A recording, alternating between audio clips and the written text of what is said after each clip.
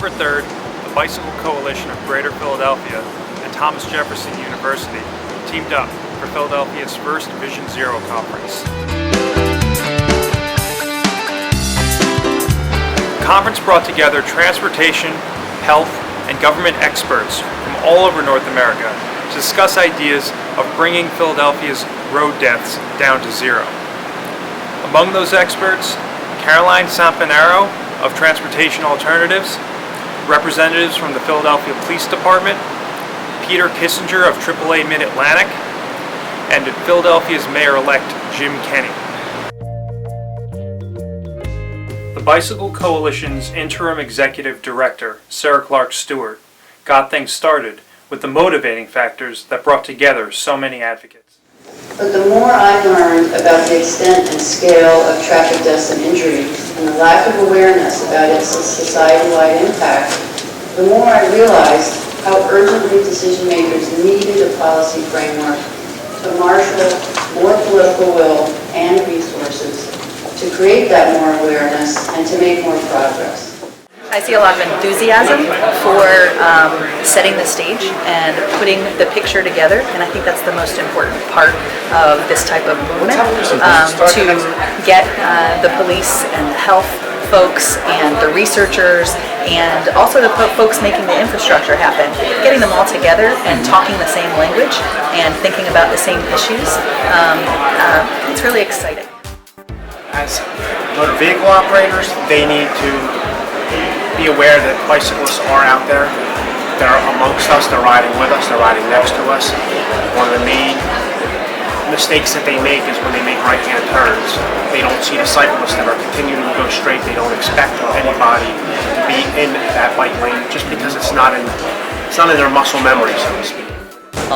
I think the important thing that everyone needed to learn from today, where we come from so many different disciplines and backgrounds, whether we're citizens or practitioners, whether we're in engineering or forestry, is that it does take a village in this sense. And it's not simply standing up and saying, I believe, I declare. Right. There's a lot more work involved, and the prioritization of investment is critical.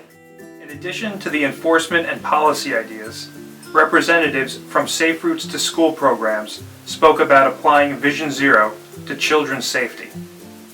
Among those advocates were the Bicycle Coalition's Wafia Murray and Safe Routes Partnership's Keith Benjamin. It took a minute, it took me a minute to get in there and to really get stuff done, but I built a connection with a lot of the parents there, and they connected me to other programs in the community, and it's just built from there. And now they're calling me well, we want to do this program, we want to do that program, how can Safe Routes really help, how can the coalition help? So that just shows once you can't just reach out to the kids, you need to reach out to the parents, you need to reach out to other organizations and people. There are a lot of people in the community already kind of doing the work that we're doing, and we often just don't know about it. So how can we get all those people to the table and use our forces to get more done? I think coalition building from before was kind of who's in the active transportation space, let's bring them all together. Who's in the health space, let's bring them together. Instead, it's what bridges can we build, right?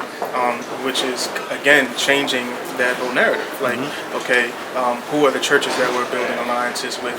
Who are the civil rights organizations, the labor organizations, the health organizations, the hospitals, the community groups that nobody knows about, but everybody in that community knows about. Is how do we bring all those folk together so that as we find the solutions, we're making sure that we're not just passing great policy, but also moving towards equitable implementation as well. So.